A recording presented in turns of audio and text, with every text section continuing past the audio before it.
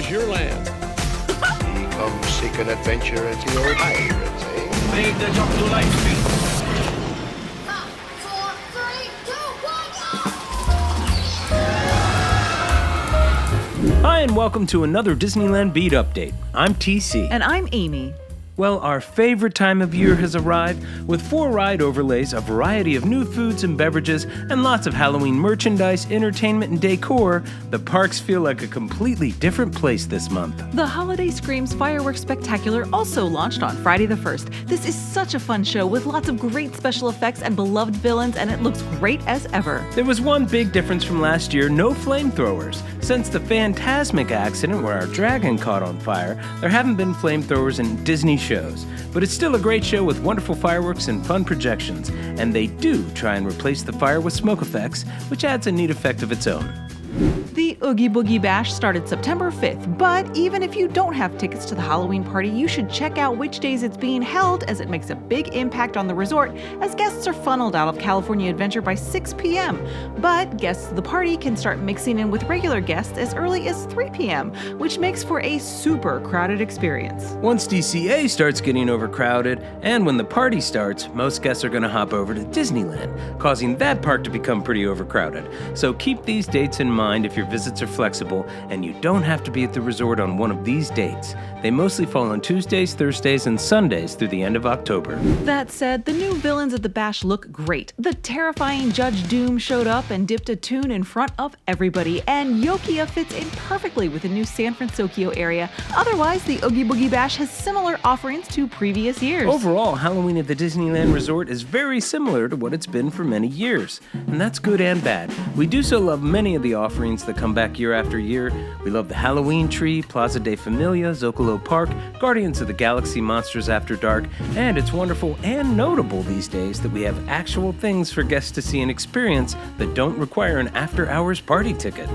But aside from some new food and merchandise every year, Halloween has become a bit predictable, particularly at Disneyland. The prices for everything keep going up, but there's not a lot of new experiences happening. The parking tram at Disneyland crashed the other night. Michelle shared a video on X of the crash and was on the tram when it happened. They said, "I'm at Disneyland and now we're going to have to walk to the car because 2 trams crashed. All I know is that I was on that tram and now my back hurts." They follow it up by saying, "I'll settle it for an annual pass." Seems fair, right? Apparently, the trams closed for a while that evening, making for some long walks to and from the parking structures. The trams resumed operation the following day. The Haunted Mansion film has been slowly creeping along and just passed 100 million, and Haunted Mansion at Disneyland has a lot of exciting news to share. Haunted Mansion will be adding a new exit gift shop in 2024. Disney showed renderings of what the new mausoleum-esque building will look like. We imagine this will free up space in New Orleans Square, which currently has the only Haunted Mansion-themed shop. This is also going to completely change the queue and reimagine the garden district called Magnolia Gardens in between Haunted Mansion and New Orleans Square.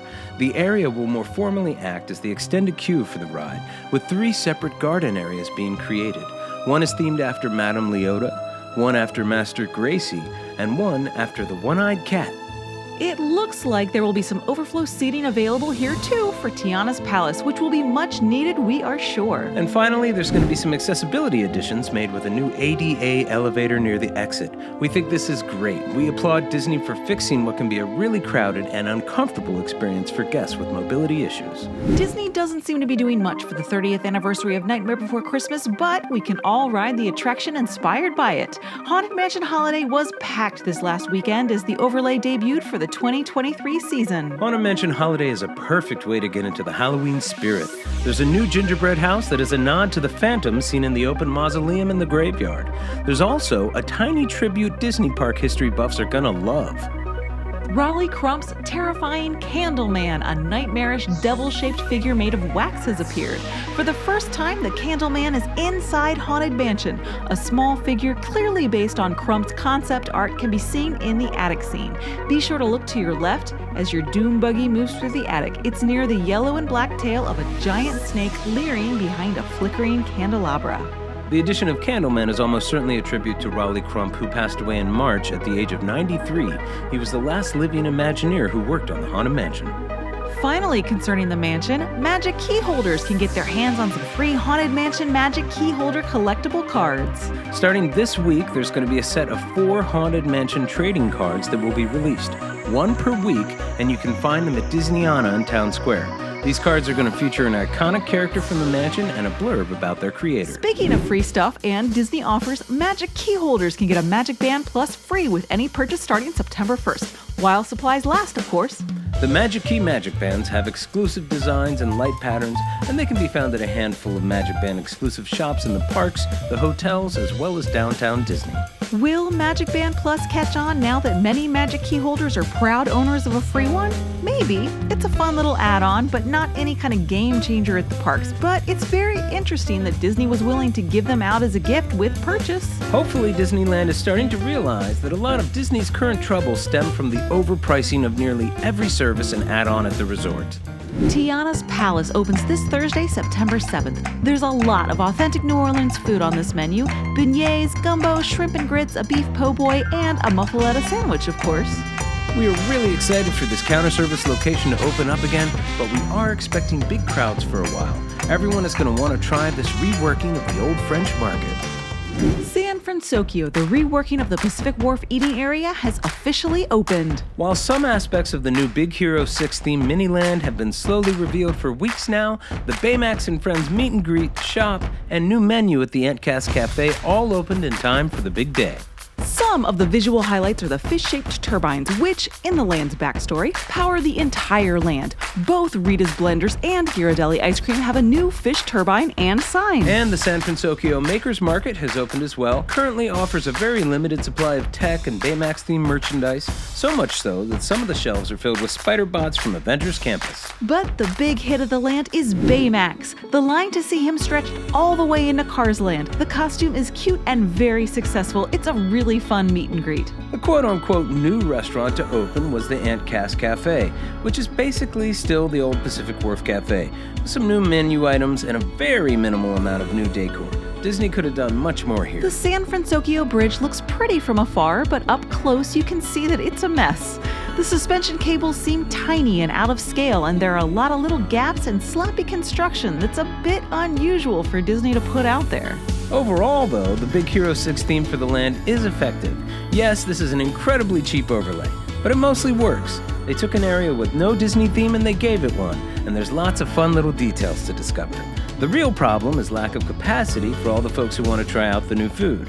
One of the breakout stars of last year's D23 Expo was the brand new Disney trading card game Lorena. This week, the very first card packs hit the shelves at the Disneyland Resort and quickly sold out. In Lorena, players take on the role of Illumineers and wield magic ink to summon a team of Disney characters known as Glimmers, who appear in both familiar and fantastical ways. It looks like a lot of fun. The limited time show Rogers the Musical came to a close this past Thursday, August 31st, after a short summer run.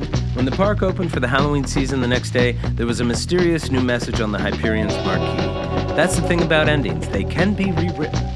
Expect to see this show on a Disney cruise ship near you soon, or possibly another Disney park. Looking at the current closures, there's not too much. There may be a lot of construction going on around the park, but most of the attractions are up and running. One of the biggies is the Adventureland Treehouse, which looks like it could open any day now.